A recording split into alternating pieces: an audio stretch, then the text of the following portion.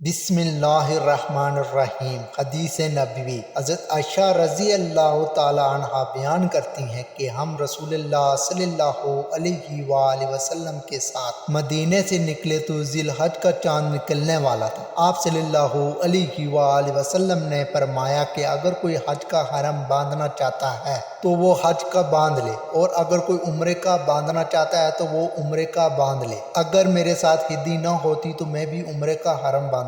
حضرت عائشہ رضی اللہ تعالی عنہا نے بیان کیا کہ ہم میں بعض نے تو عمرے کا حرم باندھا اور بعض نے حج کا حرم باندھا۔ میں بھی ان لوگوں میں تھی جنہوں نے عمرے کا حرم باندھا تھا، لیکن عرفہ کا دن آیا تو میں اس وقت حائضہ تھی، چنانچہ میں نے اس کی حضور صلی اللہ علیہ وآلہ وسلم سے شکایت کی۔ آپ صلی اللہ علیہ وآلہ وسلم نے فرمایا کہ پھر عمرہ چھوڑ دو اور سر کھول دو اور اس میں کنگا کر لے، پھر حج کا حرم باندھ لینا۔ میں نے ایسے ہی کیا۔ جب مغاسب میں قیام کی رات آئی تو حضور صلی اللہ علیہ وآلہ وسلم نے عبد الرحمن کو میرے ساتھ تنعیم بھیجا۔ وہاں سے میں نے عمرے کا حرم باندھا، اپنے اس عمرے کے بدلے میں باندھا جس کو توڑ ڈالا تھا۔ رسول اللہ صلی اللہ علیہ وآلہ وسلم نے عمرہ بھی کیا اور ہم نے بھی آپ صلی اللہ علیہ وآلہ وسلم کے ساتھ عمرہ کیا۔ چنانچہ جب آپ صلی اللہ علیہ وآلہ وسلم مکہ میں داخل ہوئے تو آپ صلی اللہ علیہ وآلہ وسلم نے پہلے بیت اللہ کا طواف کیا،